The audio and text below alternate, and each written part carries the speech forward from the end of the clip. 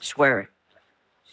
Swear, if it isn't dead, if it ever comes back, we'll come back too.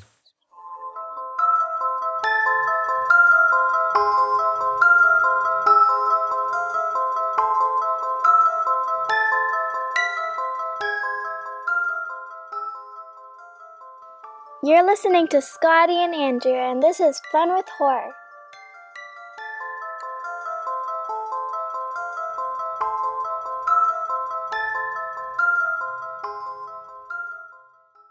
Hello, everybody. This is Scotty. And this is Andrew. And welcome to episode number 176, if you will believe it, of Fun with Horror, the most wholesome horror movie podcast in the entire world. We are the podcast in which two long-distance best friends keep in touch by taking turns giving each other horror movies to watch and discuss. I got to pick our next movie, and I chose to continue what Scotty had picked. So we are doing It Chapter 2 today. But of course, stay tuned to the end of this episode where we get to hear what Scotty picks for our next movie. But without further ado, hey, buddy. Oh, hi, buddy. How are you? I'm going to say something weird. Oh, okay. Happy New Year. Happy New Year. Yeah, man. Why is that weird, buddy? Because we are now just in the new year recording this one because we were so far ahead. So, yes. Yeah, and behind the scenes, we took a nice little break because we were far enough ahead that after we recorded our year in review episode, we had already had the It Chapter 1 episode in the can, so we were like, let's just take a week here. Let's take a couple weeks and, spread this out so that we have some time. And yeah, and I got to see and touch your beautiful face. And I got to see and smell your beautiful face. So wait, my face smells? No, good. It's a compliment. Oh, it's a compliment. Yeah, I had no idea. Well, you were sleeping, but it does smell good. Oh, that's why I woke up. Yeah. I was trying to do my best impression of like Fright Night kind of things and sneak through the window. It didn't work as well as I thought, but Paranormal Activity also. Yeah. Cindy was like, "Where were you all night?" I was, "Don't worry about it. Let me show you the camera." Yeah. My legs are sore. Andrew just standing next to my bed, just kind of. Can you imagine? Oh my gosh, that would be amazing. That would be some commitment. If I was a method actor, easy. Oh my God. That would be fantastic. And especially because we both know it was a bit. Right, yeah. Yeah. But of course the thing is I sleep really good, but I do open my eyes throughout the night, so I would have woke up and seen you and just screamed probably. Yeah. Which would have been great too. Yeah, it all works out. But yeah, that was great. I got to come to Seattle and spend the weekend with you and your beautiful family. No, thank you, buddy. I miss it. I do miss being there. I miss being there with you guys. I miss Silverdale. Believe it or not. Good old Silverdale. No, it was nice. There were so many trees and yeah. It was like freaking cold and I loved it. Very green here. I'll say that. I'll definitely, when we say Emerald City, we're not lying. No. That's from Wizard of Oz. It is. Which I saw Wicked for good. Did you? I actually haven't seen either of them. I saw the play, but I haven't watched either movie. This is not horror, but yeah, on New Year's Day, I took it upon myself to do a double feature of Wicked and then Wicked for Good because nice. I do love Wicked.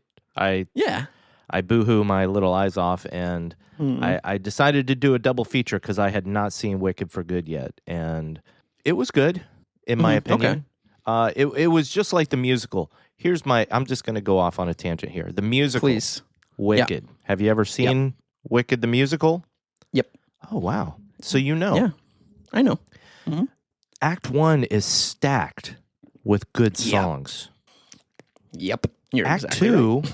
has a good story, but the songs are kind of forgettable. Yep. You're right. I mean, For Good is a good song, but it's kind of like it's a nice, sweet, slow song, and Right. I can't sing it in my head right now if you ask me to. Right. I can't sing the Wizards song. Right. Well, and I mean, to end part 1 or even before intermission in the actual show with Defying Gravity, it's hard to ever top that. It's one of the greatest songs Yeah. in Broadway history. I mean, it's fantastic. So it's tough. It's tough. So I feel that way about the movie as well. Yeah. It's good. It's really good. Mm-hmm. But it's just missing that oomph that part 1 had. Yeah. And I'm going to say this too without spoilers.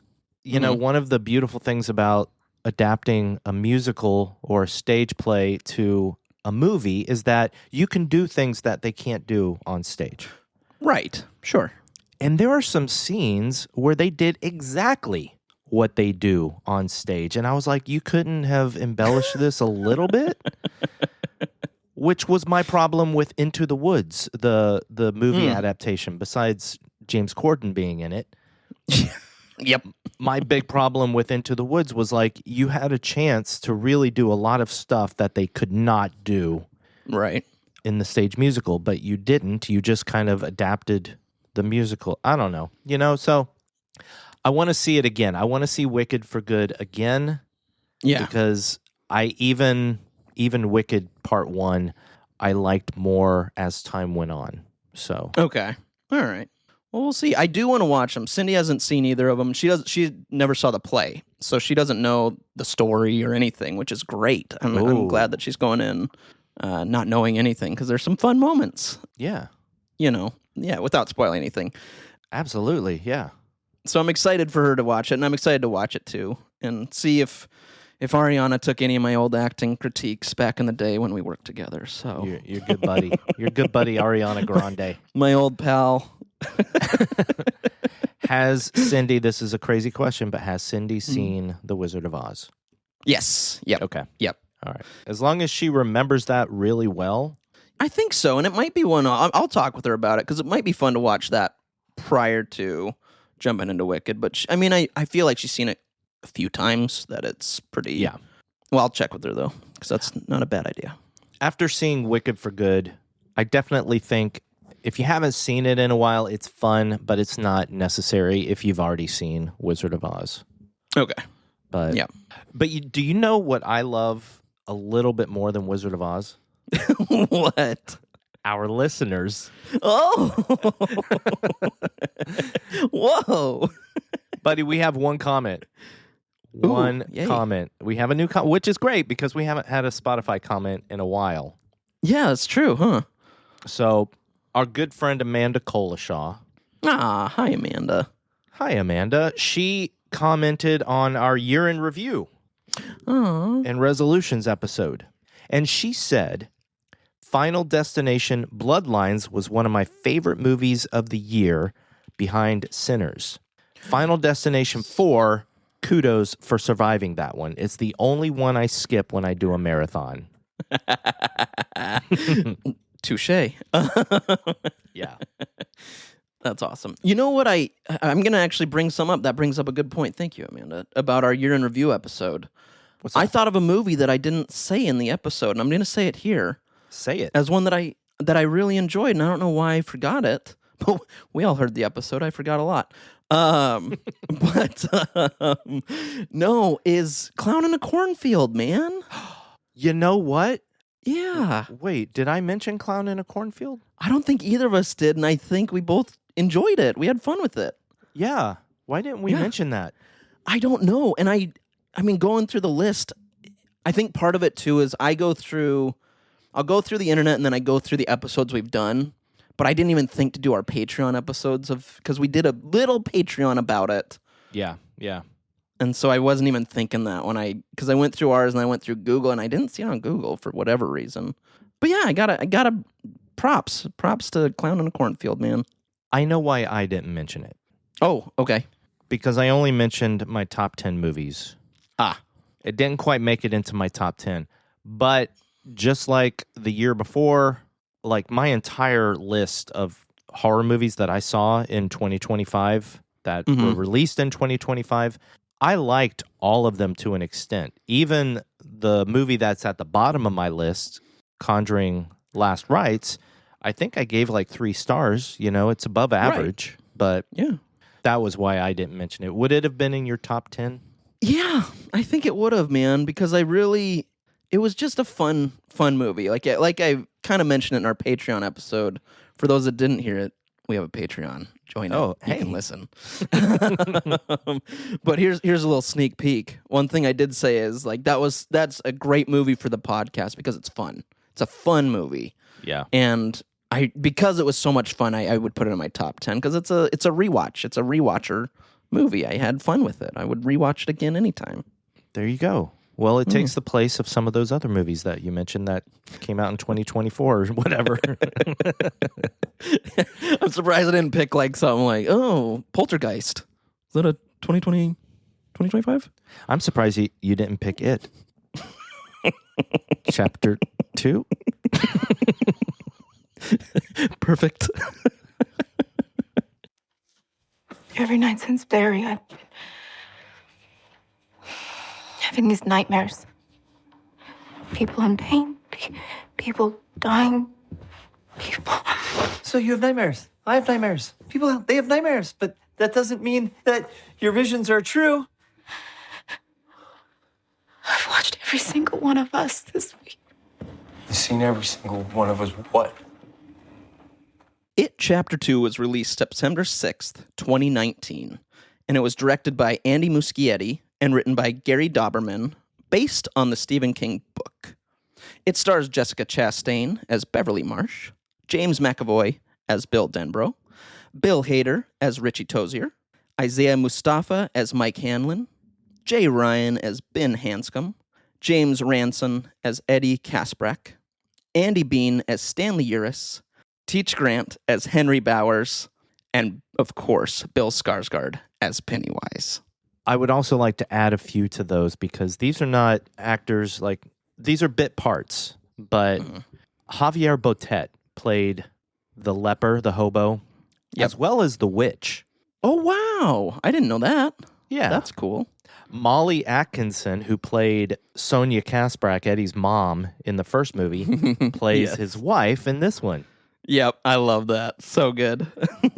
Joan Gregson plays Mrs. Kirsch, and I only mention that because Joan Gregson was also in the series, so I thought that was awesome. Yep. Obviously, Stephen King plays the shopkeeper. Yes, of course. And another actor who played a part in both movies, Katie Lundman, who played Betty Ripson in the first movie, played the little a-hole kid, Chris Unwin, at the beginning of this movie. Oh, right on. Yeah. Very cool.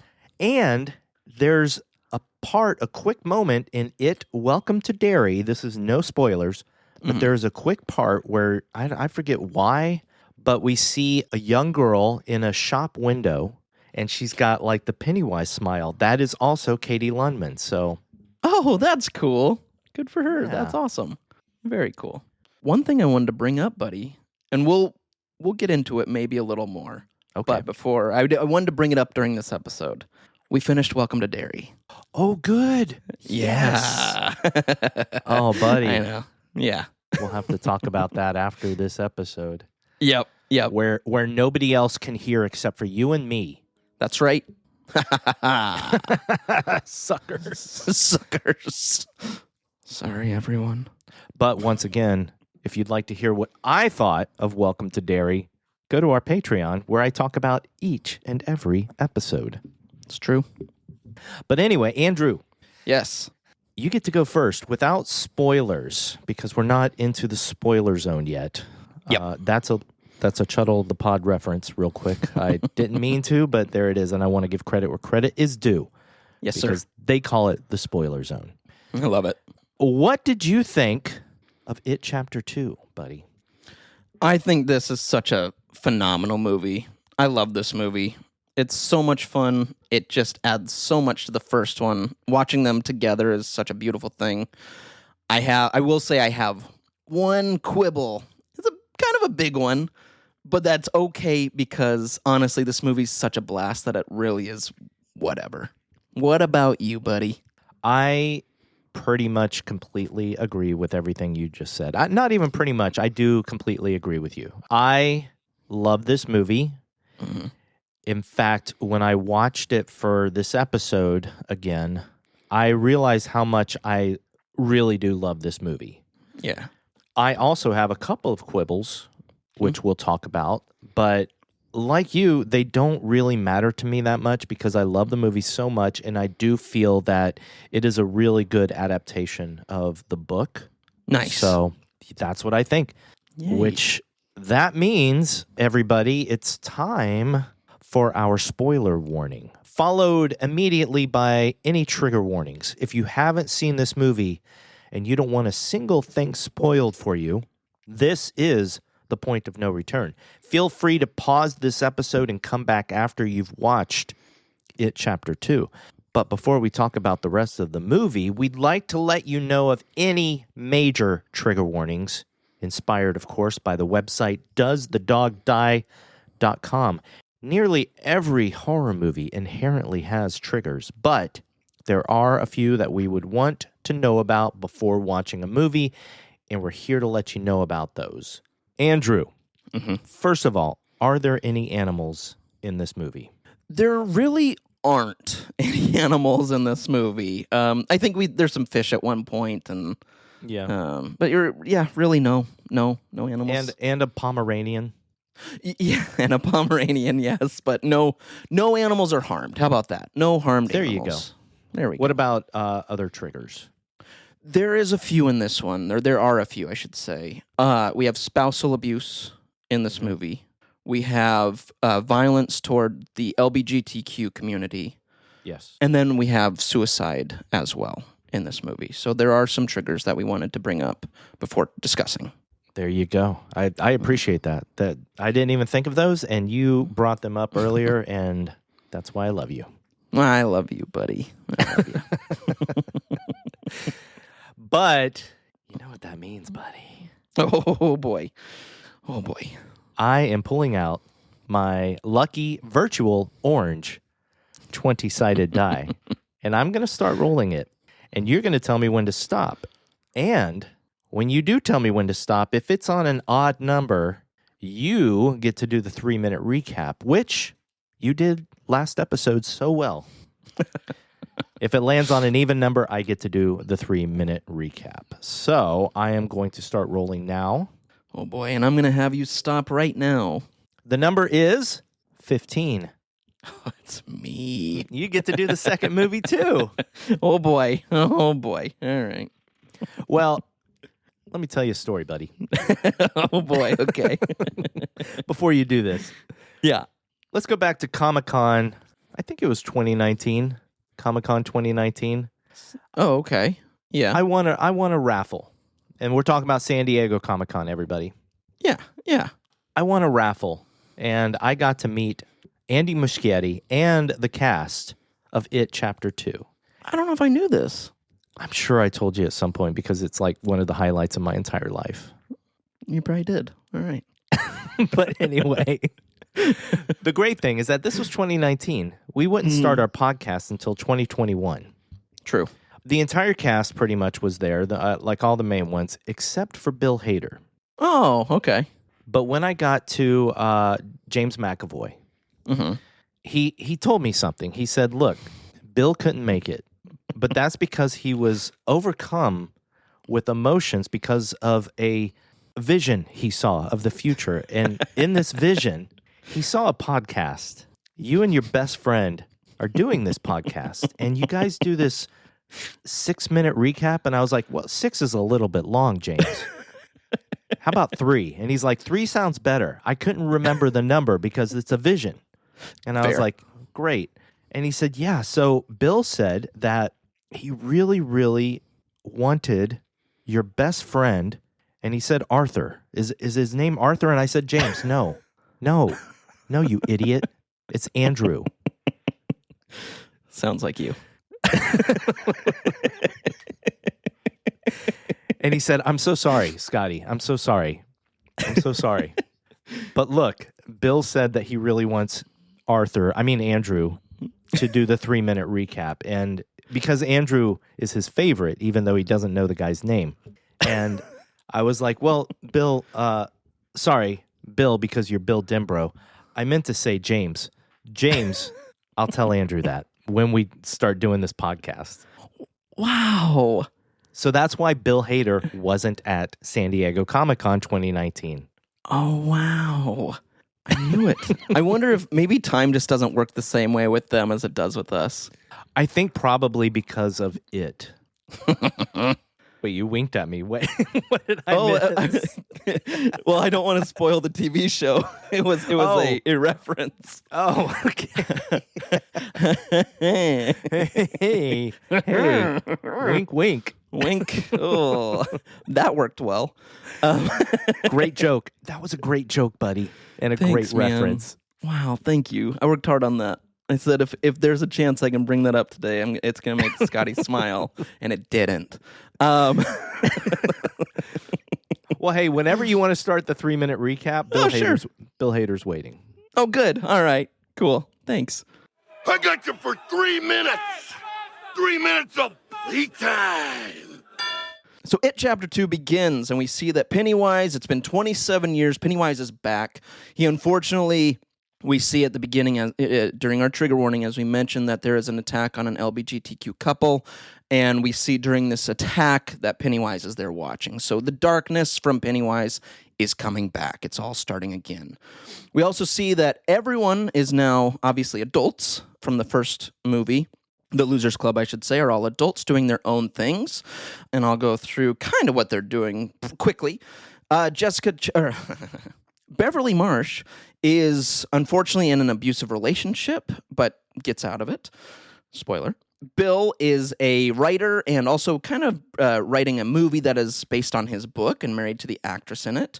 Richie is now a comedian. Mike Hanlon is back at home, and he has been studying it for quite a while, and we'll get into him in just a second. Ben is now a very famous architect, very wealthy, doing well. Eddie is doing, I think, some kind of finance or something like a risk assessment. I can't quite remember exactly what it is, risk assessment. And then Stanley, I don't remember what we see Stanley do, but doesn't matter. Right away, though, as mentioned, Mike is staying at home, and he begins to call all of the Losers Club and say, it's starting again. I need you to come back to Derry. And during this time, they all kind of get some of their memories back, because when you leave Derry, you forget about the things that happened. But because Mike has been there and stayed there, he knows everything. He's remembered everything. It's all with him. And it's calling everyone has reminded everyone about what happened. During this time, though, Stanley gets the call, and unfortunately, again, another trigger warning, he takes his own life in the bathtub in his house because he can't handle it. He doesn't want to go back to face it. When they all go back, they have a really fun scene where they all have dinner together and catch up and say hello. But during this scene, it ends with them all opening their fortune cookies, and they see that Stanley was not there for a reason because he took his own life, and they call his wife to make sure that's true. But during all this time that they're opening their cookies, anarchy starts to ensue. Things start coming out of the cookies like a little bird baby and all these weird, creepy things. So they start to see, of course, it is coming back. And they all decide, we need to get out of here. We're not facing it. It's someone else's problem. Let's go. They eventually go kind of to the place that they're all staying at, this sort of B&B kind of place. And Mike is begging them to please stay. He needs them to be there to stop it. They are the reason. He brought them there for a reason, so they can finally end this. During this time, Bill and Mike start talking, and Mike says, I need to show you something. And they go to where Mike is staying, which is kind of like the museum there, but he's also staying there, which is pretty cool. And he shows him this item, this Native American item, where he tells a story about how he went to these Native Americans and he ingested something and looked in this item, and he was able to see kind of its creation, how he came to Earth, all this stuff about him, and how to stop him through this thing called the Ritual of Chud. During this time, he's given Bill some water, and Bill is kind of looking at him like he's crazy, but then he realizes that the water's been spiked with whatever Mike had used. And he looks through this contraption and sees everything and realizes this is all true. We need to get everyone to stay. During this time, Henry Bowers is still alive. We see him as a young man when he was in the first one get kind of splooshed out of the sewer system with all the dead bodies of the kids. And we now see him as an adult in an asylum where he escapes by killing some people and gets out. During this time, though, Bill and Mike kind of convince everyone to stay, but for the ritual of Chud, they each need to grab an artifact that means something to them that also kind of ties with it that they need to essentially destroy before taking on it. So they all go and begin to do their things to get their items. For instance, Bill goes and gets his bike, which is pretty cool, where you see Stephen King. Beverly goes to where she used to live, and it, of course, is there dressed as Bob Gray's daughter, which is pretty fun. Or disguised as, I should say. And when she's there, though, she gets her card that Ben wrote her, which is very cute. Richie, I'm drawing a blank at what Richie gets. He gets his thing. And then Ben goes to school where he has a flashback where Beverly is actually it, and it's pretty creepy. And he gets something. I can't remember what everyone gets. Eddie goes to his old pharmacy, which is pretty great, and gets, again, they all have kind of flashbacks to their childhood when they all had met with it, when they were on their own, when they had kind of a breakup when they were a little younger. Anyway, long story short, they all get their item. They go to where it sort of crash landed on Earth. They get rid of their item in this ritual of Chud, and then they take on it. It shows up, and he's crazy, and he becomes huge, and he becomes like a spider creature. They all start fighting him the best they can. Eventually, unfortunately, Eddie is stabbed by it and is killed by it right in front of Richie, which is unfortunate. During this time, though, they all realize that its power is fear. It doesn't like anything else. It loves fear. It loves being in charge. And they all essentially start telling him how worthless he is and that they are stronger than him, which literally shrinks him. It shrinks his ego, it shrinks his body, it shrinks everything to the point where it looks like kind of a mushed baby sort of thing. And they all eventually take its heart out and crush it, destroying it finally. They all finally get back out in the water like in the first movie where they're all kind of swimming, and it's a nice moment, but Richie is there crying because he loved Eddie, and we kind of find out that he may have actually had feelings for Eddie as well. Which is a sad, beautiful, sad moment. And then we get to the end where everyone is happy. We get a happy ending with this movie. Everyone is kind of living a good life afterward. Mike was given a letter from Stanley that kind of explained everything, which he sent to Bill. Bill reads it. We see Ben and Beverly are now a couple together. It's just a very happy ending where, minus Eddie's death, everyone is living a pretty good life, and Pennywise, the creature, is finally destroyed. The end. Wow, that was just under 3 minutes. Hooray! Bill Hader is very proud of you. Yes, thank you, Bill. Thank you.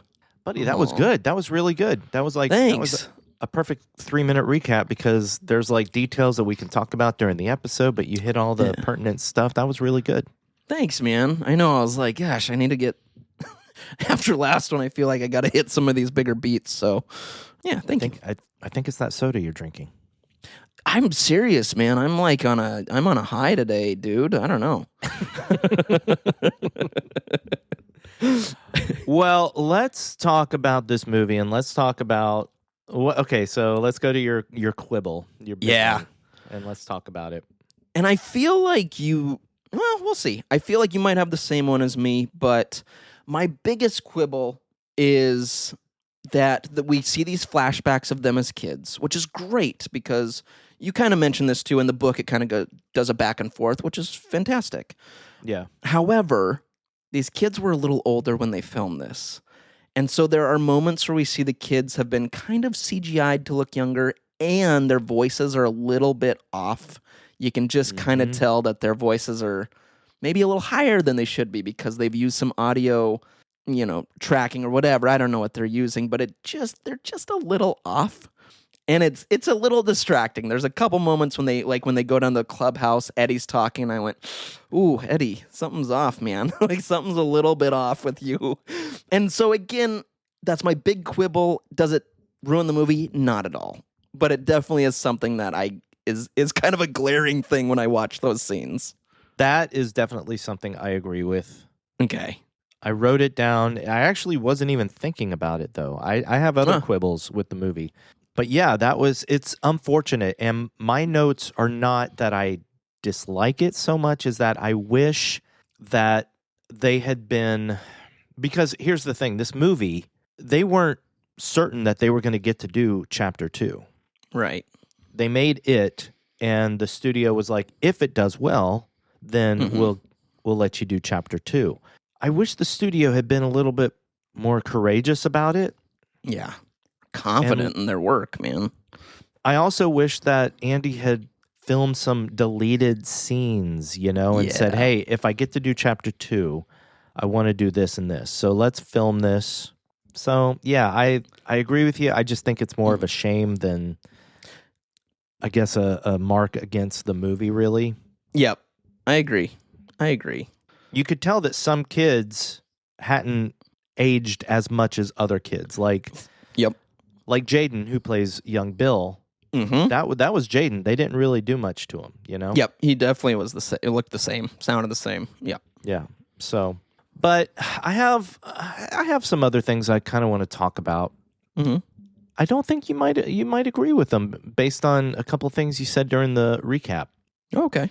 So this is a nebulous one, and it has to do with my own experiences with the book. And let me just say, I'm going to try my hardest not to spoil the book for those who haven't read it and want to. Okay.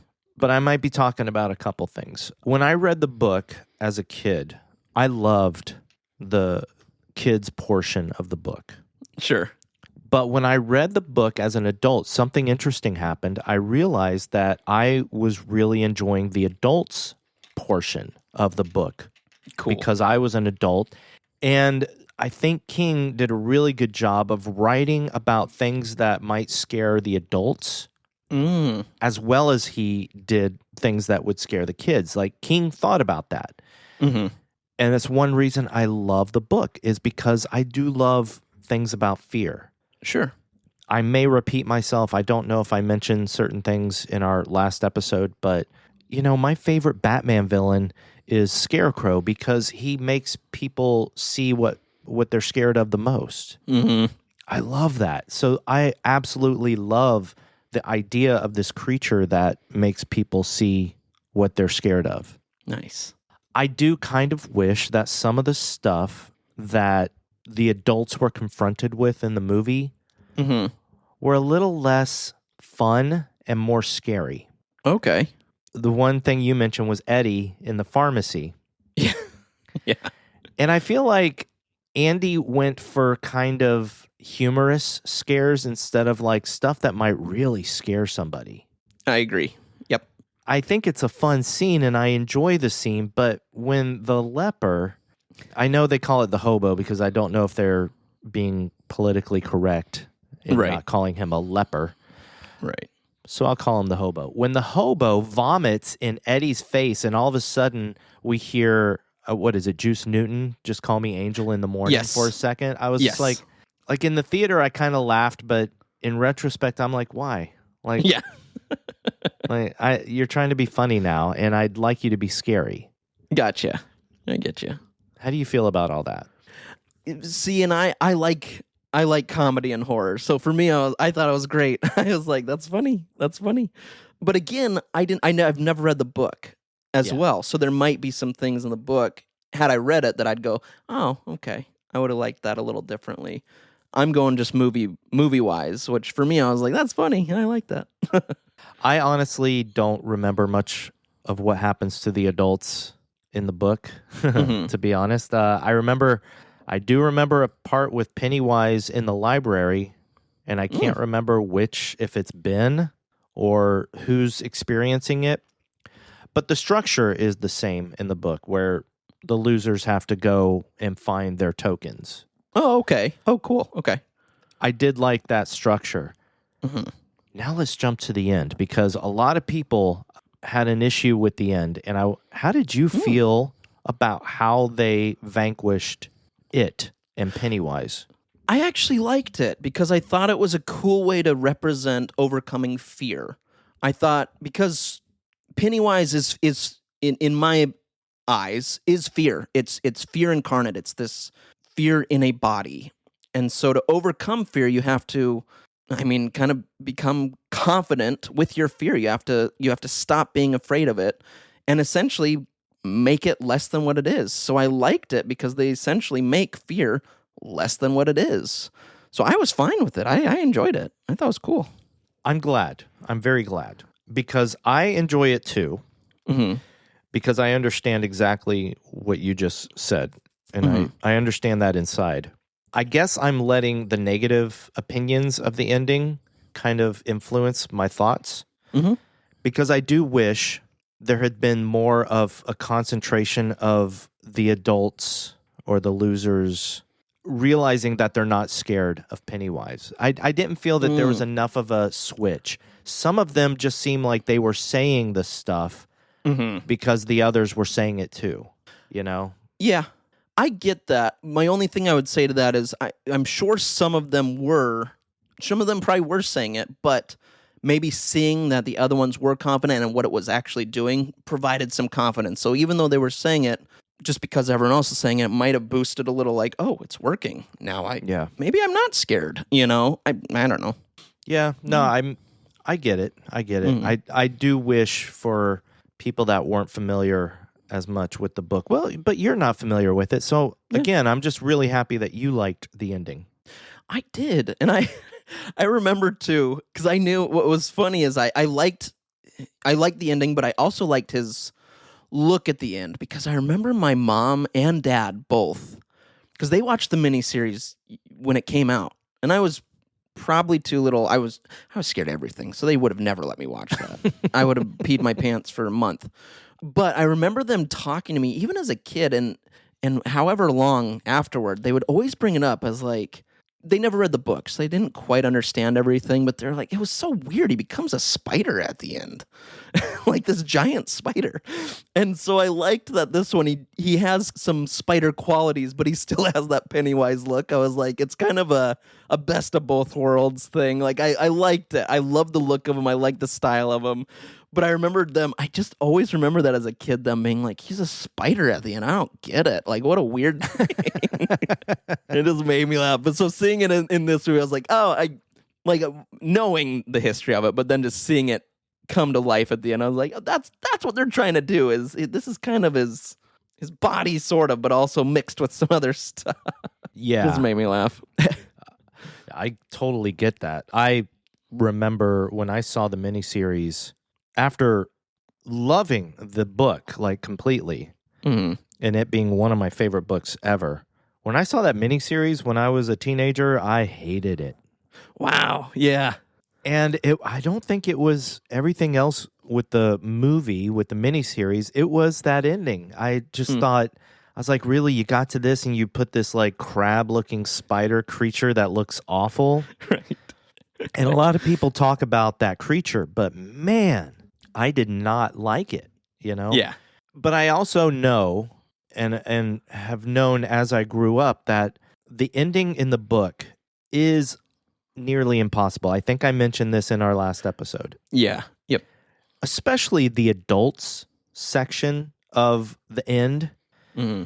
And again, I'm not gonna spoil too much, but it does involve like this metaphysical, in the mind confrontation, mostly between Bill and it, where they have to bite on each other's tongues and tell jokes to each other. Wow. All right. Yeah, it's like this really crazy, weird, awesome thing that works in the book, but it would be so hard to portray that. Yeah. Yeah. Wow. So I like the idea. I loved the huge spider Pennywise creature. Me too. It looked great. He looked great. I thought it looked amazing too. And especially with Andy Muschietti's kind of track record with some weird looking CGI. Yeah. I thought looking at some of the CGI in this movie, I don't think it's so much that it's bad CGI. I think he just has some weird, I don't know, some weird looking creatures that just don't look real, even as CGI. I get that. Yep. That said, I thought Huge Pennywise was done extremely well. Agreed. I was like, that would be a cool statue. Like to have that in your house. Can you imagine? Like that's pretty cool. That's pretty cool. You know, one thing, buddy, I didn't mention in our last episode, but I think I've told you this before. Jump back to chapter 1. The part where Pennywise jumps out of the coffin in the clown room and lands there. Yes. I almost had a statue from Sideshow Collectibles of that moment. Oh, that's cool. But I put it on a payment plan right when I was finishing up my last payment and they were going to send it to me. They sent me an email and they said, hey, sorry, we're going to refund you the entire amount. Basically, the only copies we have left of this are all damaged. Oh, no. I was so mad. I was like, why would you not have put one aside for me when I started the payment plan? Yeah. Like, why would you wait all this time until you have none left? I was so mad. Sucks. I was so mad that I haven't ordered from Sideshow Collectibles ever since. Oh, there you go. That sucks. Although, side note, they do have a Howard the Duck statue coming out, and I'm like, oh man, I really like that. Just don't do a payment plan. God. Don't do a payment plan. But also, I have cats, so I have to be careful what I buy from them. That's true. Yes. Yeah. Back to the movie, though. I agree. That spider Pennywise would be an amazing statue collectible. That'd be cool. Oh, God. Yeah. Let's talk about the incredibly perfect casting.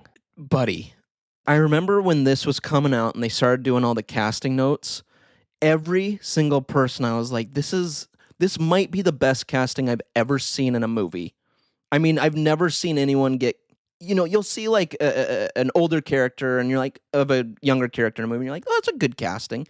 They nail it with every single character. I've never seen that before in my life until this movie. It's awesome. I agree. Absolutely. 100%. Yes. Even Andy Muschietti talked about casting Jay Ryan as Ben, as adult Ben. Yeah. And that's the most amazing casting, in my opinion, because if you look at him and you imagine the young actor who played Ben growing older and losing weight and, becoming this hot guy. Right. He looks like him. And Andy even said that when he saw a childhood photo of Jay Ryan. Yeah. He was like, and he looked just like young Ben. And I was like, oh, perfect. That's awesome. I love that. Yeah, casting department, hats off. Hats off. My gosh, this was perfect. Funny thing, though. Yeah. If you think about it just a little bit, every single one of them seems like an adult version of their younger character. Yeah. Except for James McAvoy, in my opinion. Okay. Now, I love James McAvoy, and I'm so glad they cast him because he's so good. Yes. But he doesn't really seem like an older version of Jaden Martell. I get you. Yeah. All right. The voice is slightly different. Like it doesn't even have that timbre, whereas the other characters, you can kind of imagine their voices becoming that, Yep. That's fair. It's just me. It's fair, but like you said, it's James McAvoy, so hooray. Like we got James McAvoy in It Chapter 2. Done. Absolutely. And I got to meet him face to face, which was amazing. Right. That is really cool, though. He's one of my favorite actors of all time, so that's really cool. Yeah, by the way, everybody, that was a true story. I really did meet the cast, and Bill Hader wasn't there. That's funny. I think he was the only one. I'd have to look at because they all signed this promotional poster. Oh my gosh. I still need to get it framed, buddy. Yeah. But the best part was that I think Jessica was sitting she was sitting before James. It was like Jessica, then James, and then Andy Muschietti. And it was like this little circle. I got to Jessica and I said, oh my God, Jessica, you are the perfect casting for adult Beverly. I was so thrilled when they cast you. And she was like very pleased. And James, who was not like in front of me yet, he looked over and he's like, oh really? What about me? And I was like, look, you're perfect too, but come on. Look at her. Like, and he was like, no, you're right. You're absolutely right. And he was so cool. I loved it. That's awesome. Oh, that makes me happy. This seems like a cool cast. Like when you watch a show or a movie and you're like, I bet they had fun. And there's some where you're like, I bet they didn't. This is one where I was like, I bet they had fun. Like, this is I bet they had a blast filming this. They seem like great chemistry, cool people. Definitely. My only it's not a complaint. I kind of wish I had seen the movie before I met them, because I would have appreciated meeting like Isaiah Mustafa or Jay Ryan a little bit more than I did, because I didn't know them. I was like, oh, congratulations for being in the movie. Like, this is so exciting. That's all I really knew to say to Jay Ryan, because I'd never met him or seen him before. Right. And then of course I got to Andy Muschietti and I was like, dude, thank you so much. What you've done is amazing. Awesome. Was he cool? Yeah, he was nice. Like, he was busy. You could tell he was busy. Yeah. But he was just very like gracious, Good. Okay. I like that. But you know who else I met that same con, but apart from everybody else? No? My man, the composer, Benjamin Wallfish. Oh, nice. It was that one. Okay. I'm pretty sure it was that Comic-Con, because it was after It Chapter 1, and he was signing the vinyl soundtrack of Blade 2049. Not Blade. Right, Blade. Not Yeah. Blade Runner. Yes, yeah. I just turned it into a completely different movie. Right. Marvel called and they're like, well, how did you know the title of our movie? Kevin Feige. Feige's on top. Feige's on top. Yeah, no, he was signing the Blade Runner 2049 because he composed it along with Hans Zimmer. Oh, cool. Okay, that's cool. So I made sure to get in line to have him sign my vinyl of the soundtrack. But when I got to him, I was like, oh my God. And Mary was there with me, my friend Mary. And she was so much fun because she's like, oh my God, he has been waiting to meet you. And I was like, Mr. Wallfish, this is a great soundtrack, but what you did with It Chapter 1 was unbelievable. Your score is one of my favorite scores ever. Nice. And he was like, oh, thank you. And I got a picture with him, and that was so exciting, man. Dude, that's the freaking best Comic-Con, dude. Oh my gosh. It was pretty awesome. That's awesome. Oh, that's pretty cool. But we do have to say something, buddy. Yes. We decided to do It and It Chapter 2, and then we heard some unfortunate news. Yeah, man, that sucks. That James Ransone passed away, and what a bummer. Like, it was, God, he was so good, man. He was so good. And he was I heard a story, and I'm like, I always want to, if we can bring something nice that's genuine, we should, to someone, or about someone. And I heard a story, it was on the news, where when he was younger, I think it was maybe when he was filming The Wire or before it, he heard a guy that was trying to assault a woman in his apartment complex, and he ran down and kind of beat the guy up and pushed him off, and the guy ran and kind of saved her from a really horrible thing. I was like, that's a cool guy that made sure that didn't happen. So it sucks, man. I really liked him. We've done a few movies where we've talked about him. Yeah, what a bummer, man. What a bummer. It was really sad. And also, once again, the fun with horror coincidence machine working. Yeah. We're like, this happens like right when we're about to do It Chapter 2. Yeah. Yep. Crazy. It is crazy. Yeah. But he was fantastic in the movie, just like everybody else, but he played the perfect adult Eddie. Yeah. And you could tell that he actually watched and studied the first movie so that he could be an adult version of that kid, you know? Right. Oh, yeah. He had the right mannerisms down for sure. For sure. Yeah. I loved his relationship with Richie. Yeah, with Richie from the first moment in the Jade of the Orient restaurant. Yeah, they just had this rapport that was amazing. Yeah, exactly. It was like almost like, and I know we talked briefly touched on with Richie possibly having maybe intimate feelings for Eddie, but I mean, really, when we first see him and throughout the movie, it almost feels like they're brothers. They're just bashing each other, like, you know, brothers do. They give each other a hard time and kind of beat each other up and make fun of each other. And but it works really well because they both played it beautifully. It was fun.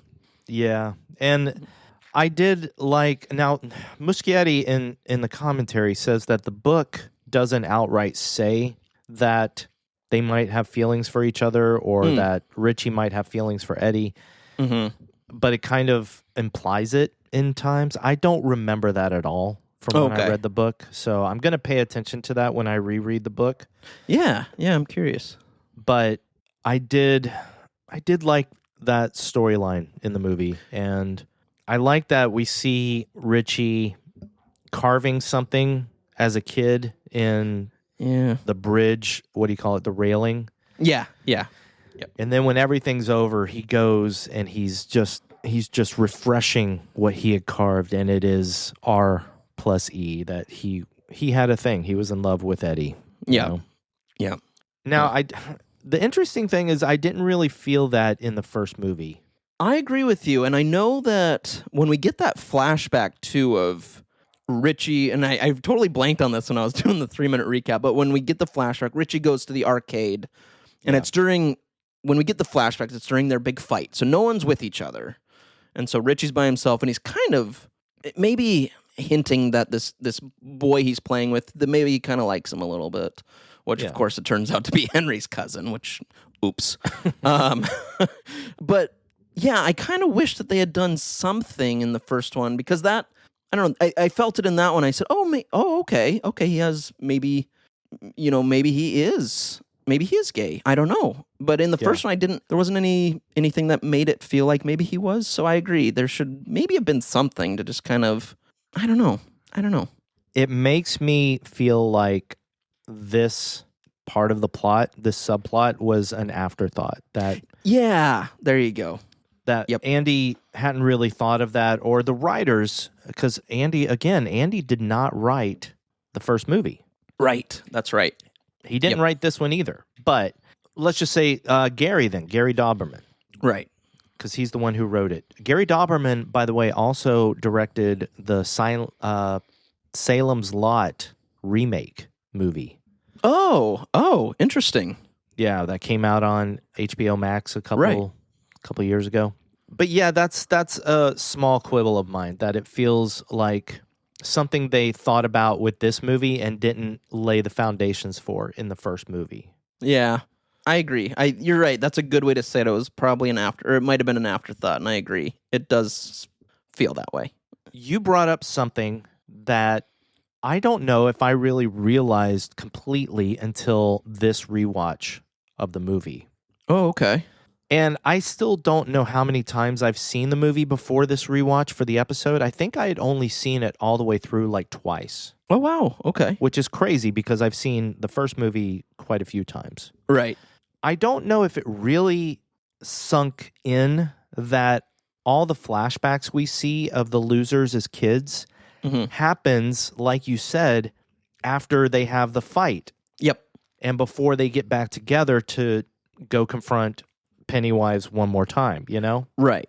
Well, there's a line in there. Someone says, like, when they go, well, we were together that whole summer, and I think it's Bill goes, well, not the whole summer. And then it kind of does like a flashback or something to the fight. Right. And that makes me think that maybe I did realize it and I just forgot.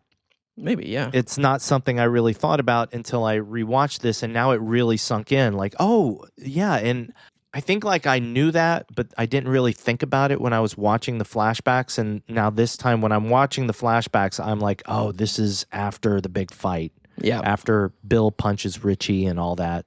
Mm-hmm. I really do like that.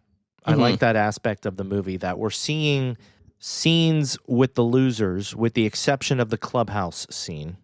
Right.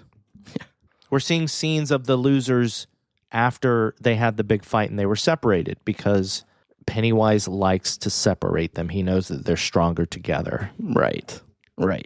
So yeah, thank you for bringing that up, because it was something that really, really sunk in this time. Nice. Awesome. Of course. Yeah. And it was fun. I liked seeing some of those. I really loved Ben's scene. I thought was a lot of fun, where Beverly catches fire. I thought that was like a really creepy, because schools, Yeah. I will say this, I think that, and I've worked in schools, and I've been at schools where it's dark. Schools at night are creepy, and even though it's not at night, it's dark, and he's in the hallway by himself. That's scary to me. That's like a really creepy setting. And not only that, we have a girl, one of our main characters, on fire, and also a creepy clown. I mean, turns into a creepy clown. That's a horrifying setting for all that. So I really liked his flashback. I thought it was a lot of fun. I liked it. I'm going to come up with, I have teeny tiny quibbles, man. Then they're so buddy. small. They're so teeny. Beverly smoking. Oh, yeah. Yep. I feel like it was another thing where they wanted to drive home the adaptation of the book, because Beverly smokes in the book as a teenage girl. Okay. She's the one loser that smokes. But I feel like they just had to have her smoke in almost every scene to drive home the point that, yeah, she smoked as a kid and now she's smoking again as an adult because of everything that's happening. Right. Because I think in the book, not a huge spoiler, but I think in the book she starts smoking again because her husband, Tom, hated when she smoked. So he would beat her up if he knew she was smoking. Oof. You know, it's part of her feeling freed from him. Okay. That she's smoking as an adult, you know? So I think they were just trying to drive home the point, like, let's have Sophia Lillis and all the flashbacks smoking. Right. Okay. And as you know, I'm not a fan of cigarette smoking, so it just kind of bothered me. And plus, she didn't look like she was a smoker. No, I know.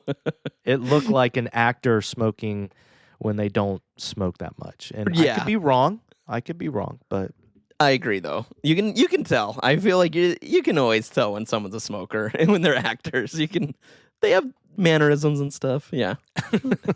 But I did love that school scene, and I especially loved Ben going into his locker and Pennywise taking the place of the New Kids on the Block poster. Yes. Oh, and we get the famous scene the famous line of "Kiss me, fat boy." Yeah. Which right there. So, yeah. And I love that Pennywise brings that back at the end when Ben is almost drowning in the sand, and he's like, "You're always gonna be that little fat boy." That was a pretty good impression, buddy. I've done Pennywise impressions by myself quite a bit. Dude, I totally get it. I know, you have to. Yeah, oh my gosh, yes, I understand. Okay, now I've got a couple scenes that could be quibbles if I didn't like them so damn much. Okay. But I will say, the little kid that we see in the House of Mirrors, that little kid. Yes, yep. I didn't love the fact that we had so many scenes with him. It was like, it felt like stupid Joss Whedon throwing a character into his movies that you just see, which I'm not going to get into it. I like some of them. I don't like others. Yep. Again, I liked the scene with the little kid and Richie in the restaurant, right? Yeah, that was fun. And it made sense, and it showed where Richie's mind is at right there. It was fun. We don't need it. It could have been cut. Yeah. And we would have been fine. But then you have Bill and the kid when Bill's looking in the drain. Yep. Where Pennywise killed Georgie. Right. And the more I watch the movie and the more I watch that scene, I'm like, man, can you not be so aggressive with this poor little kid? I know. What a crappy last week or day for that kid. Gosh. I know. Gee, 2 adult men yelling at him that he's never met before, and then he's taken out. And physically manhandling the kid. Yeah, both. Yes, dude. And then killed. That's bummer. Yeah, I kind of wish that they had adult Bill Denbrough, James McAvoy. I kind of wish that they had him be a little less physical with the kid. Like, it kind of reminds me of James Gambon in Harry Potter and the Goblet of Fire. Don't you put your name in the Harry?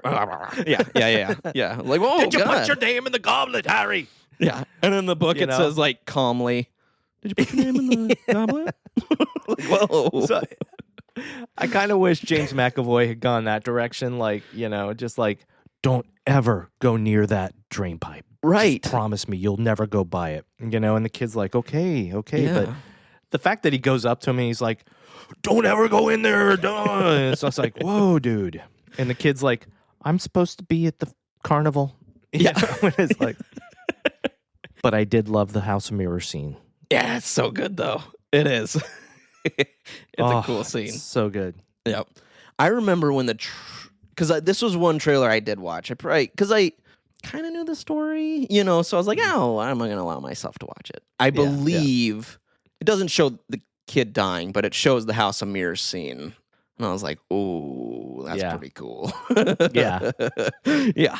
No, I definitely watched at least the first trailer for this movie because I just wanted to see what the adults look like as the characters and such. Yeah. Yep. So I love that scene. There's also the scene with Pennywise and the little girl under the bleachers. Yes. Yes, who has a birthmark. She has Yep. Exactly. Did you realize that that's the same little girl?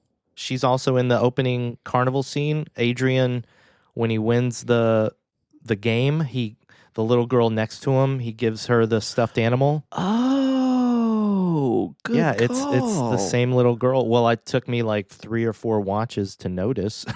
I did not notice that. Oh, that's a good one. Cool. Very cool. That one's kind of neat. But that scene with the little girl and the firefly and Pennywise, not in the book. Okay.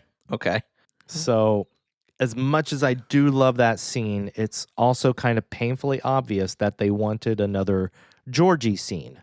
Yeah. Because that is the Georgie scene of this movie. Yes, very much so. But it's not like in the first movie, the death of Georgie is what kicks off Pennywise's cycle. Mm-hmm. And in this movie, it's the death of Adrian Mellon, which is in the book.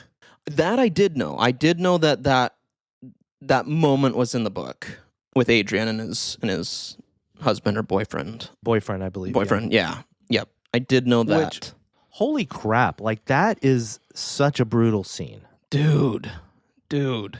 And what's, like, because I'm sitting there watching it, and I knew that the characters were in the book, but I didn't really know the outcome, I guess. Mm-hmm. And so when I'm watching, I'm like, we kind of see Pennywise, and I'm like, oh, good, those other guys are in for a treat now. And it's not. And I'm like, aw, Pennywise, you had a chance to make things kind of right. Like, go after those other guys. Like, oh. In the book, that whole, I think it tells the story of Georgie. Mm-hmm. And then it jumps into the present and tells the story of Adrian. But the way it tells the story of Adrian is in the police station. It's in the police station after everything has happened, and the police are questioning his boyfriend. They're also questioning the bullies that beat him up and stuff. And I think his boyfriend is the one that's like, and then I saw it's impossible, but I saw a clown on the side of the river, and yeah. Interesting. Okay, interesting. So yeah, I do love that scene, even though it is, in my opinion, probably the hardest scene to watch in either movie. Oh yeah, and the thing is, it's hard to watch because I feel like with other deaths, there's no such thing as it. There's no such thing as this killer clown from outer space. But but with this is a thing that is still happening. This is a scary thing that happens, which makes it horrifying. By the way, yeah, I have to say an aside here because you said that. Yeah. Ladies and gentlemen, as I mentioned earlier, I spent some time in Seattle with Andrew and his wife and their lovely child, Enzo, who we've talked about. He's actually been on the episodes before. Yes, he has. As a crying little baby. It was great. But I was overjoyed to find out that Enzo has a thing where he says, another door, because Andrew got him to say it one day. And now Enzo, if you say another door, Enzo's like, another door. Yeah. Oh, it's so good. I just love that Enzo has no idea that he's quoting a line from Killer Clowns from Outer Space, but he is. I would say the thing that helped was Halloween, because every time we'd go and knock, I'd be like, another door. Another door? Yeah. I wish you were my dad. Oh, thanks, buddy. I wish, you know what? I'll adopt you. I'll do it. Okay. That'd be awesome. It'd be a little weird for people, but you know what? Let them think it's weird. For us, it's normal. yeah, especially when you put me in the little like papusa or whatever you call it. Can you imagine just walking the movie theater with you in one? Like the little baby holder, like from The Hangover. Yes, with your arms and legs out. Oh my gosh. Oh, your poor gosh. Back, buddy. Dude, that would be, oh God, what an amazing thing. We have to do it someday. We do.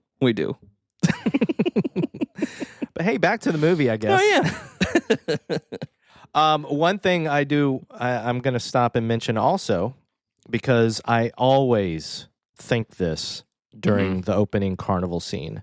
We have a couple of scenes, obviously, before the carnival. We have like the flashbacks of Beverly in the sewers, and then the losers promising that they'll come back and all that. Right. Yep. But the first shot that we get of the carnival, man. Oh, yeah. Yeah. It's black, and then you just see like the cameras coming out from the trees. Yes. And it is gorgeous. Yep. I agree.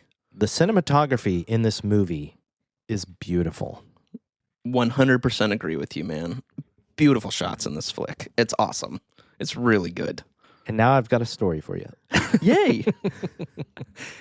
The cinematographer for this movie is different from the first movie. Oh, okay. It's a guy named Cecco Varisi. Okay. When I was just a young assistant, machine operator, what have you, I worked on a movie with a final colorist, and it was called Fidel. It was a movie about Fidel Castro. Yeah. Okay, yeah. Cecco Varisi was the director of photography on that movie and came in every day to supervise. So I got to know Cecco. Cecco knows who I am. If I talk to Cecco, he'd be like, oh, Saltamontes, because he would always call me Saltamontes, little grasshopper. Oh. That's amazing. I love it. And so when I saw that he did this movie, I reached out to the final colorist that I worked with at that time, and I was like, dude, It Chapter 2, I love these movies, and Cecco is the director of photography on the second one. He's like, oh, that's awesome, you know, and it was just like, so. That's so cool. But I love how beautifully he shot this movie, especially that nighttime carnival stuff. Yeah. Oh, my God. Yeah. Agreed. That's so cool, though. What a cool story. I also love the way the movie transitions from Mike Hanlon seeing the sign that says "Come Home." Oh, yes. I love how it transitions from that to the title card of this movie. The Yes. neon, It Chapter 2 with the music, the wow, Yep. wow. Perfect. I know So freaking good. both movie title screens are awesome. Both 1 and 2. I love both of them. Just seeing that "it" there is so good. Oh. I love this entire movie. There's so many. I could talk about every single scene, but we're not going to get into that. What other notes do you have, real quick? I know. Hold on. Let me. This is a fun one because this one we don't even have to look at notes. It's such a fun movie that we can just talk about it. Yeah, but I have too many notes. Like, it's again, just like the first movie. Look at that. Yeah, you man. have too many notes too. Yeah. We talked about casting. There was one person we didn't mention, and he's maybe, besides Ben Hanscom, he's maybe my favorite piece of casting, and that is Teach Grant as adult Henry Bowers. Yes, dude. Yes. Yeah. Why did we not bring him up? He was great in this. What a creep, man. Every scene with him, I'm like, I hate Henry, but he's so good. I can't look away. I loved it. And he looks like an adult version of the Henry in the first movie. He really does. I love one of my favorite scenes when we first see adult Henry. So we get that kind of flashback where we see him pushed out and the cops go and arrest him, which is great. And then we see him at the asylum, and I love when he sees the balloons and goes up to the window. I'm like, this is one of the best scenes. And then, of course, everyone gets riled up, which is... I love that scene. I thought it was so good, but the way he does it with just kind of this, finally, I've been waiting for this. It's so good. And even more than that moment, when he's being led down the hallway by the orderly and he waves at the balloon as it's going by the windows. Yes. And a cool little Easter egg that I'll tell you. When he goes into his room, if you look, you can see like some drawings above his bed and stuff. And there's a drawing of the moon with a face. And that is a reference to the book because it would talk to Henry from the moon. Like Henry would talk to the moon and the moon would be it talking to him. Oh, that's cool. That's a good Easter egg. That's fun. Yeah. Henry does go back in the book. He goes to Derry. He follows the losers to Derry. Okay. Cool. And there is a confrontation. But also what wasn't in the movie, two characters that also end up in Derry are Tom, Beverly's husband, follows Beverly. Oh, trippy. There's a whole thing. Yeah. I forget what happens to Tom. But also Audra, who is Bill's wife. Oh, yeah. Yes. Yeah. She goes to Derry. And I'm gonna nerd out on the book a little bit, buddy. Please. Please. Bill finding his bike in Secondhand Rose. Mm-hmm. Also, Secondhand Rose, I love that Secondhand Rose, we find out who Rose is in the TV series. Rose is the Native American woman. Oh, that's right. Duh. Oh, my gosh. Whoa. I didn't even think of that. In the series, there's a moment where there is a stock boy in the shop with her, and that is assumed to be the young version of Stephen King's character. Very cool. Oh my gosh, I did not put those together, dude. That's awesome. Oh, I love that series, dude. That's pretty cool. That's cool. That's a good one. But yeah, there's a whole thing with Bill and his bike, Silver. Mm-hmm. Yeah. In the book, there are these interludes called Bill, what does he say? Fast enough to beat the devil. Bill Dimbro beats the devil. Yeah, okay. Yes. So that line in the movie where he says, she's fast enough to beat the devil, that is a reference to those chapters. Cool. Okay. That's good. And I'm not, oh God, I want to spoil this so bad, but I'm not going to. I mean, give the warning, man. I'm cool with it. I'm not going to, no, I just, I'm not going to do it. I can tell you later, but right here in the episode, I'm just going to say that there is some awesome moments that happen that include Bill's wife in the book. And especially with the end of the book and everything. Huh. So, interesting. Okay. Also, while we're talking about the book, Eddie also dies in the book. Oh, okay. I was wondering that. I was very curious if that did happen. Okay. He gets his arm bitten off. And just like in the movie, they have to leave him behind as they escape the sewers that are coming down. Okay. I knew Stanley. I knew that he dies in the book. I knew that one, but I wasn't sure if Eddie had too. Okay. Interesting. Okay, so Stanley, let's talk about him. Yeah. Because that's another, it's kind of a famous moment in the book because anybody that's read the book will remember that when it talks about Stanley having written it on the wall in his blood, that there's actually a small illustration of how he wrote it. And it is basically the font that we see in the title cards of these movies. Oh, cool. That is where that font kind of comes from. Oh. Now, that is the trigger warning you talked about. Stanley, when he gets the call from Mike, is too scared and kills himself and slashes his wrists in the bathtub. Right. There is a quick flash a little bit later of Stanley in the bathtub with it written in blood on the wall. Mm-hmm. I wish that had been a little bit of a longer flash. Yeah, I get you. Or I wish they had shown that earlier because that was such a big memory of the book, knowing that just the thought of confronting it again was so terrifying to him that he killed himself. Yeah. Brutal, dude. One thing that they did in the movie, though, is at the very end of the movie, Stanley has written a letter to each of the losers. And in his letters, he says that he knows that if he showed up, they would not be able to defeat it because he would hold them back. Right. Okay. Yep. They kind of make it into I don't know if you call it heroic, but more of a positive aspect of Stanley dying and killing himself. Whereas in the book, he's a coward. He's too scared to face it. So Right. Huh. Interesting. Yeah. What'd you think about all that? You're right. They did put kind of more of like a positive spin on it, I guess, of like what you said, he would hold them back. But even though I knew he was going to die, because I've read the beginning of it. I actually have read the beginning of the book. I think I don't know why I didn't finish. I probably looked at it, I was like, this is too much at the time. But I still had that thought of like, man, it would have been cool to have him there, though. Like, I really wish it would have been really cool to have all of them there. And it's kind of, I know that's the book, but it's still in your mind. You're like, oh, what if they were all there? That'd be cool. Yeah. You know? Yeah, no, totally. I got a bunch of little small notes. What else do you have?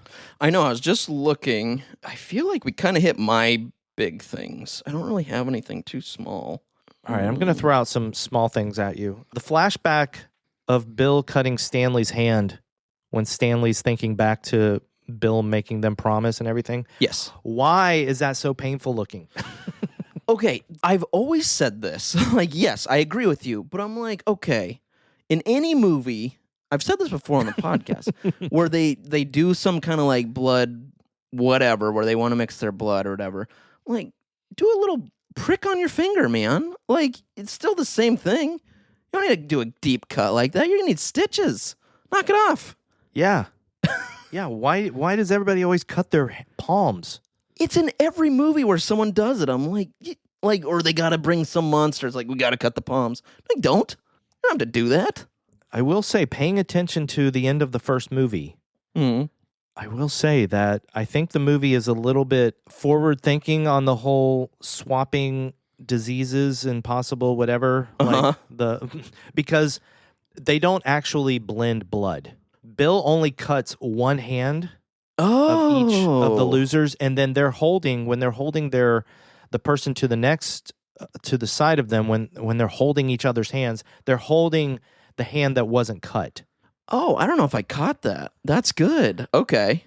It took me a few watches to pay attention, but I did catch it not too long ago, and I was like, "Oh, okay, they're not really combining blood." So that's just the ritual. That's actually that's very nice and sterile of the movie in this post-COVID world. yeah, that was probably Eddie's idea. It's like, if we're doing this, guys. And before anybody comes at me, I realize that it's not post-COVID. COVID is still around. Yes, so yeah. Just want to say that. You're good. Thank you. The scene, Beverly at her apartment. That scene is fantastic, and I love that she seems like this sweet old lady, but you get these glimpses. You get a couple glimpses. Don't be so polite. Like that line. Yeah. Don't be so polite. The way she says it, you're like, uh-oh. That was weird.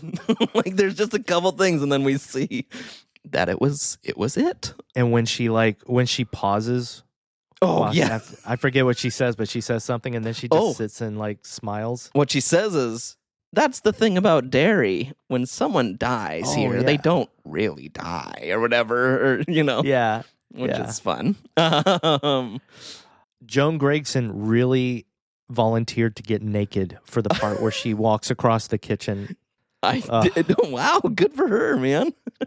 Yeah, Andy said that they had a close set, of course, obviously, but that she was totally down to get completely naked and shuffle across the doorway like that. Good on her, dude. That's awesome. I do want to say, as we said about James Ranson, Joan Gregson has also passed away not too long ago. So. Oh, that's a bummer. Oh, but I'm glad she got to be in the series before. So yeah. That's cool. I am too, but yeah, she was great. I love that we got to see Bob Gray too. Yeah, very cool. And see, yeah. No, it's okay. It's okay to say this. Yeah. Because people talked about this when It Chapter 2 came out. Bob Gray is the original Pennywise. Right. Yeah. He was Pennywise. I'm not going to tell you the whole story, but that's where it got the shape, if you will. Right. Yes. Good call. And if you want to find out more, go watch Welcome to Derry because you get a lot of that story. Yeah. Which is fantastic. But, yeah. dude, the moment where Beverly's trying to get out of the apartment and she turns back and she sees him putting on the makeup. And Yes. I will never forget seeing that in the trailer. Yeah.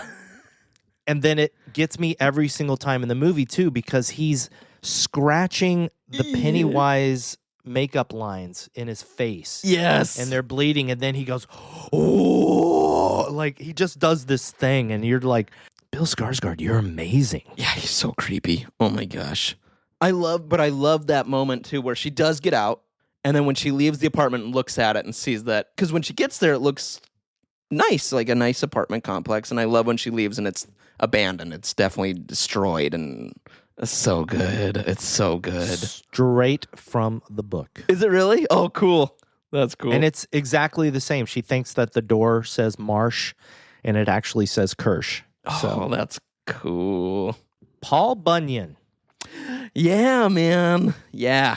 Stephen King was talking to Andy Muschietti, and I love the way Andy Muschietti talks about meeting Stephen King because he talks about meeting his hero. Nice. And because Andy loved this book as much as I did, as much as a lot of us did. Mm-hmm. But he asked Stephen King, is there anything you definitely want us to put in this movie? And Stephen King said, Paul Bunyan. I love it.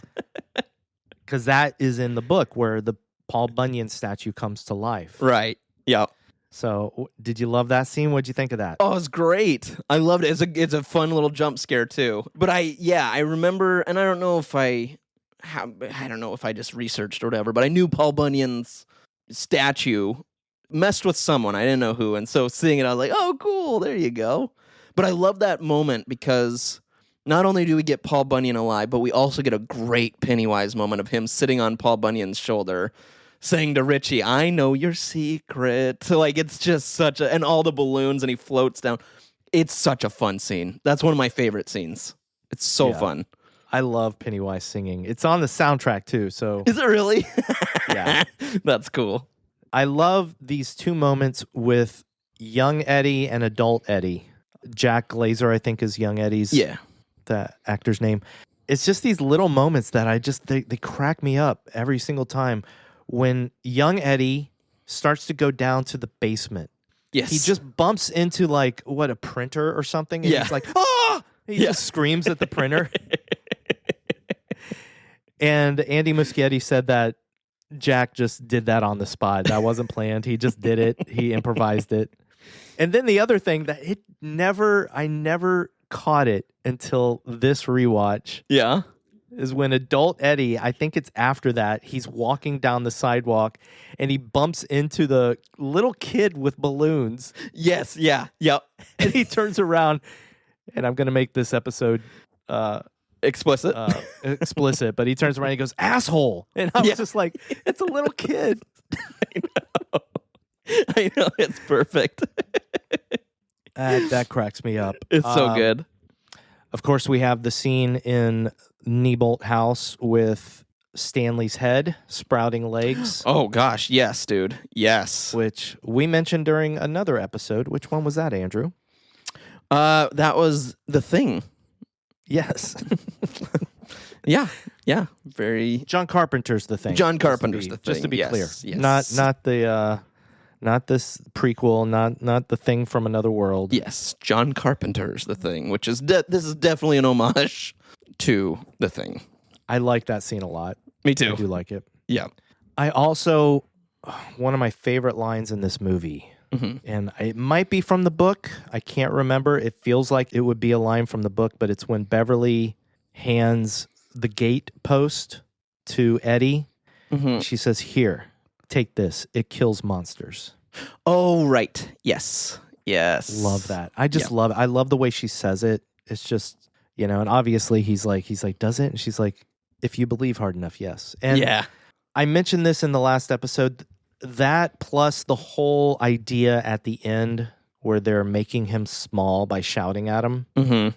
It just brings back things from the book where the book was like, the book talked about things like that happening, like Eddie spraying his asthma bottle at the creature that it was, and it actually damaging him. Because Eddie believed it would damage him. Nice. Oh, I love all that stuff. Me too. It's super cool.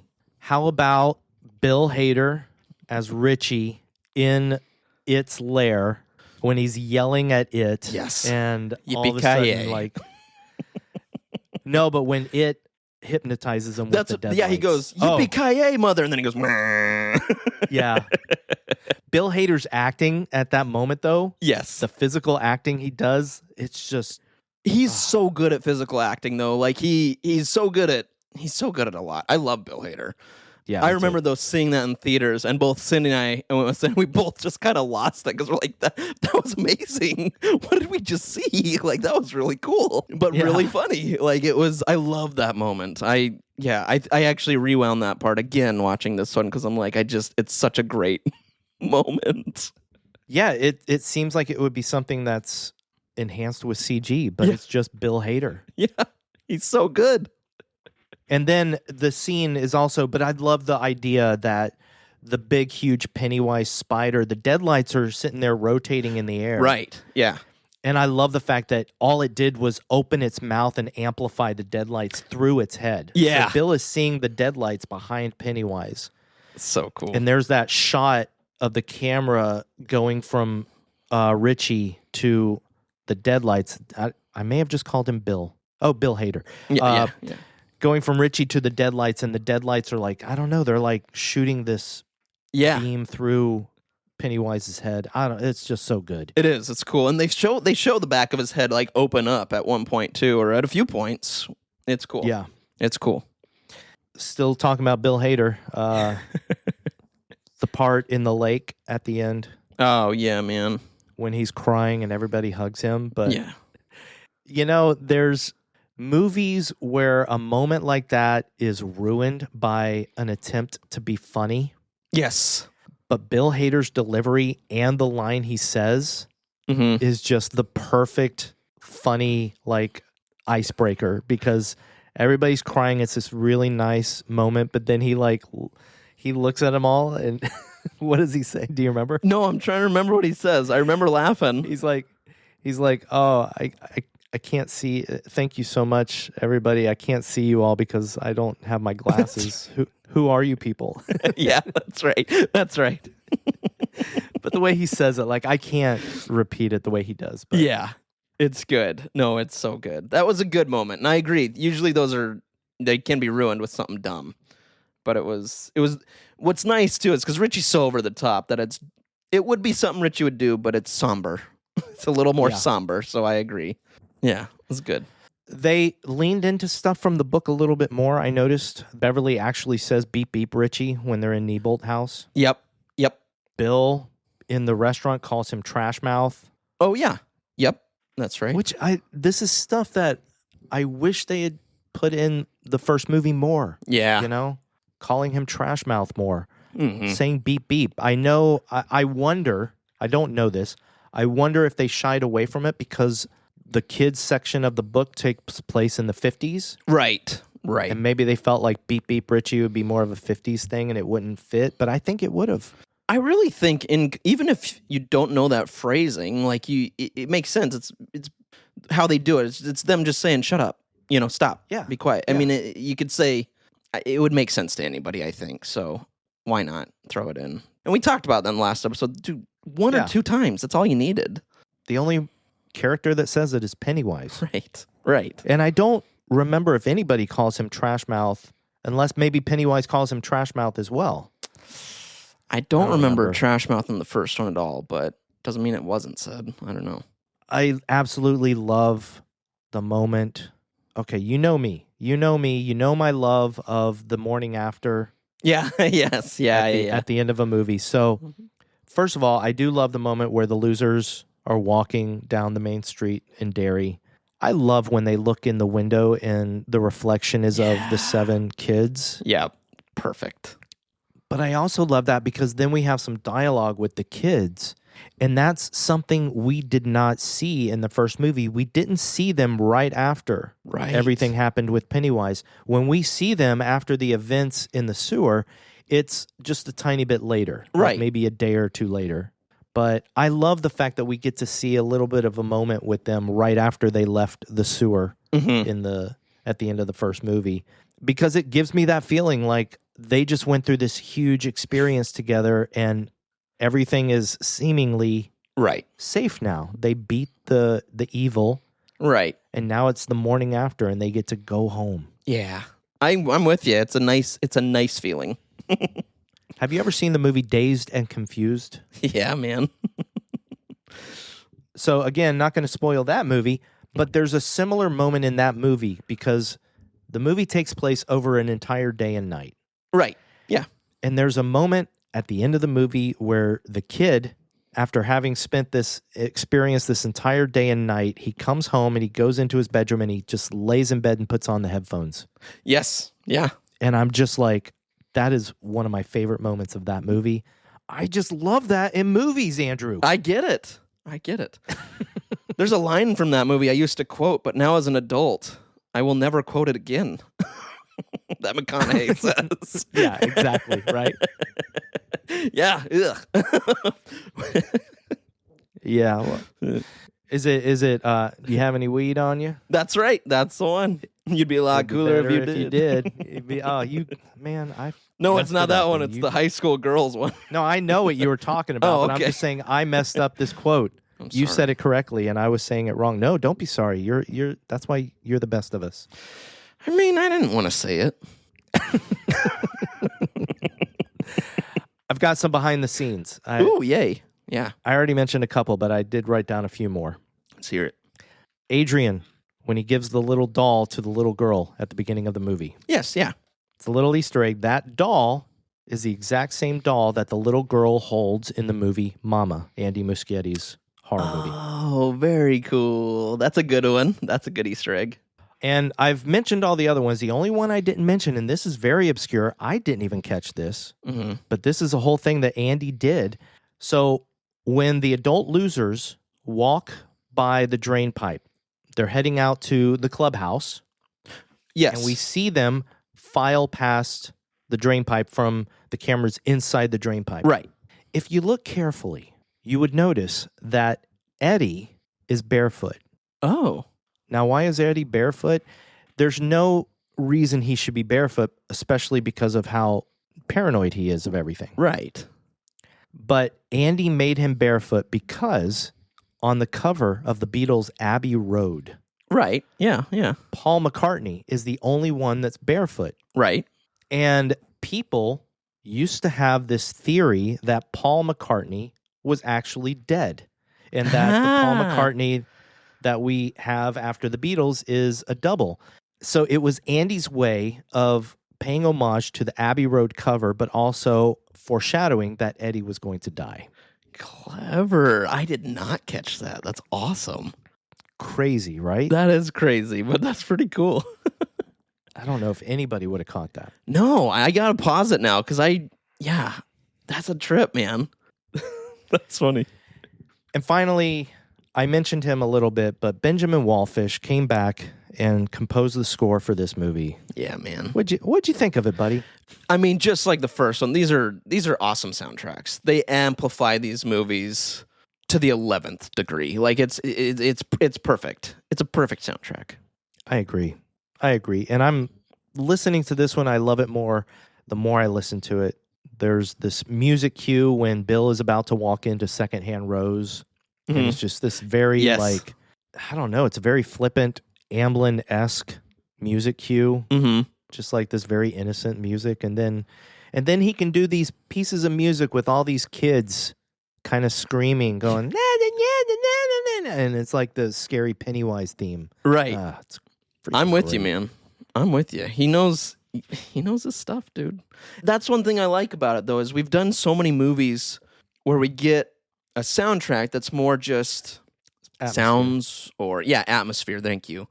But this one, like I said, I mean, it amplifies everything. Like it's a great movie, but this music it's a character. Like it's part of this movie. So I love it. I love it.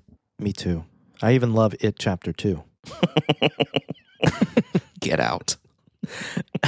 I like that one too. Stop it. Nope. Are you ready for 3 questions? Let's do this. Who would cross the bridge of death must answer me these questions 3. Question number 1, buddy. Yeah. What did you think was the best kill or death in It Chapter 2?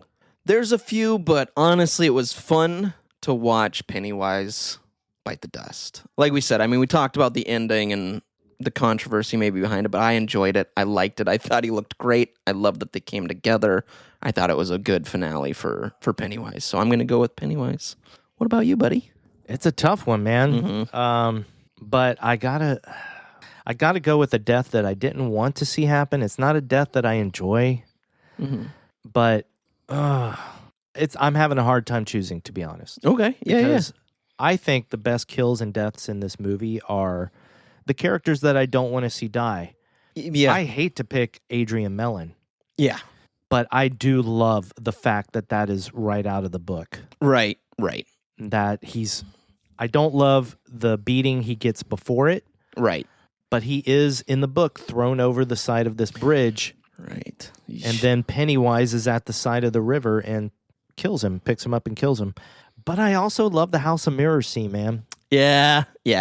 There's a lot of things I love about that. I love the claustrophobic aspect of it. Mm-hmm. I do love the idea. You know me, I don't like when people don't believe other characters. Oh, I'm right there with you, buddy. I don't blame the kid for being freaked out by Bill. Yeah. But I do like the idea that he's like, why are you following me? Yeah. And then a couple seconds later, he sees why Bill is following him, and now the kid is scared of Pennywise too. Yep. But I do love that entire scene, and so good. So I think I'm going to go with the House of Mirrors kid. There you go. Hey, it's a great kill, man. Great kill. Yeah. Andrew, do you think this movie is scary? I personally do not. But if you have calrophobia or the fear of clowns, this one will get you. I think with all horror, there's certain aspects in this one that could definitely scare people. It didn't scare me. I had more fun watching this movie than anything, so I wasn't scared. What about you, buddy? No, I don't think it's scary. I think there are absolutely moments in this movie that might scare people. Right. And if there are, I would like to know about them. I would like to know what scared you in this movie. So feel free to leave a comment on our Spotify episode and tell us, like, what, if this movie scared you, what scared you? Because I do think that there are scenes that could be scary. Yeah, for sure. Agreed. Finally, Andrew. Yeah. Did you have fun with horror? I had a blast with horror, man. This is such a fun movie. Yes. I want to watch both of these movies. Like, it'd be so cool if they did a combined movie where, I mean, you can just watch both one right after the other, but it would be really cool to have a deluxe edition where they're just combined. Oh, if they edited them together, oof, so that it went back and forth. Oh, that would be cool. Say it again. Say oof again. Oof, oof, oof. What about you, buddy? And yeah, obviously, I love these movies. So yes, I had so much fun with horror. Yay! Look at that. Is that it? Chapter 2. Yes. I do apologize. It gets so very hot here this time of year. It's fine. Well, you feel like you could just about die. But you know what they say about Derry. No one who dies here ever really dies.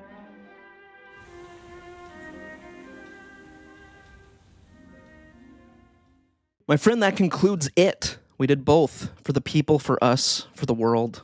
And that was fun. That was really fun. This was a fun episode, buddy. I had a good time with you. And this soda really helped. Buddy, I have heard that we are the world.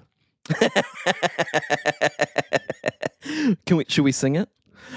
No, maybe not. No. Just like Captain America. I got that reference. Buddy, what is the next movie? What are we doing? Pal? Well, buddy, full transparency, you know what we're watching next because right before I hit record, I gave you the choice of 2 movies. Yes. And because I was not sure which of the 2 movies I thought we should do next. Mm-hmm. But we decided together. And I'm not going to mention what the other movie is because I don't want people to be like, oh, you should have done that one, you idiots. We will. But the movie that we're doing next is, I hear that the Fun with Horror podcast called this movie the scariest movie of the year last year. Buddy, we're doing Shelby Oaks. Yay! Awesome. Chris Stuckman's his directorial debut. Chris Stuckman, as a lot of you may know, is a YouTube movie reviewer. Mm-hmm. And he directed a movie, and I saw it last year, and I don't know, I was very impressed with it. Mm-hmm. It scared me. It had stuff in it that scares me. I'm curious to hear what Andrew thinks, although I feel like I've built it up so much that he's going to hate it. No. I hope not. No.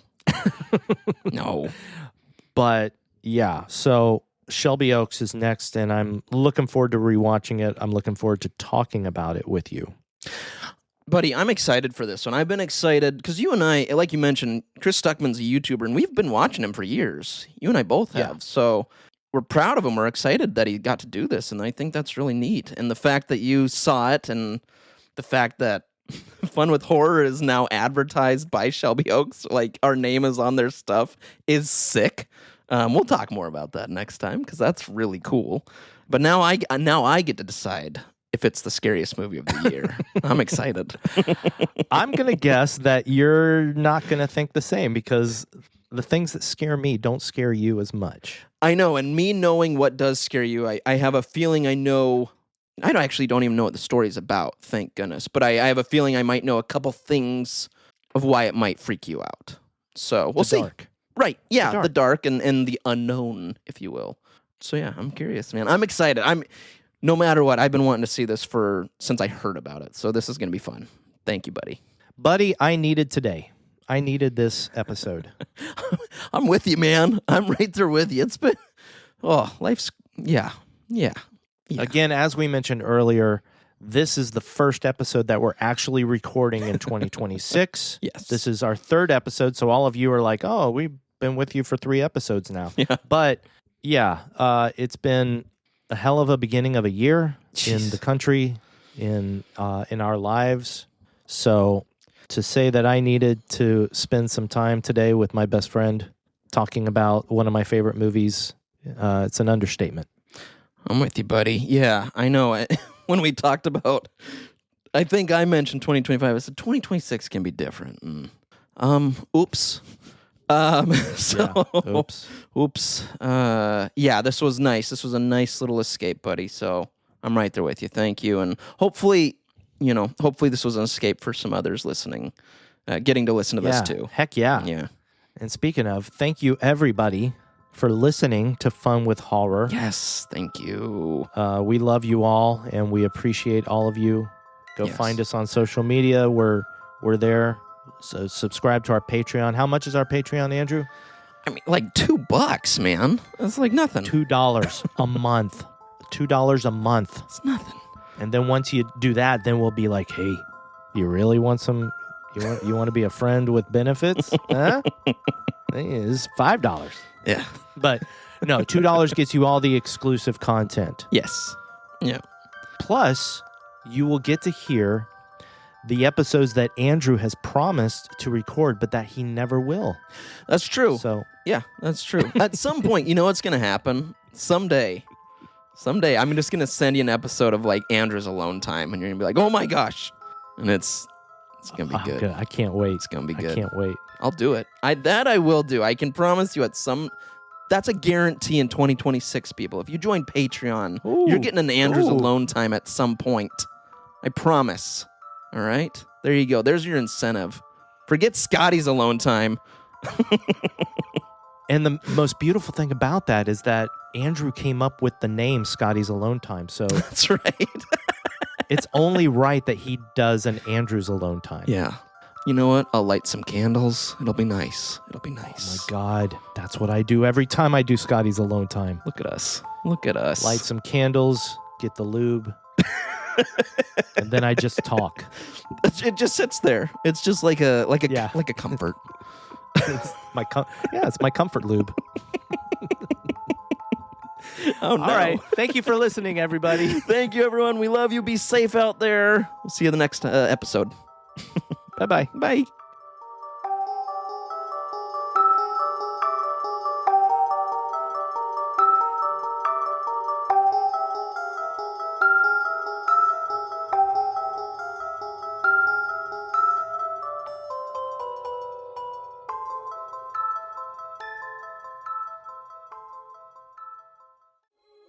Yeah, I want to see about the baseball card, the bowling ball, the banjo, beaver. fucking bike. If you want to use that kind of language,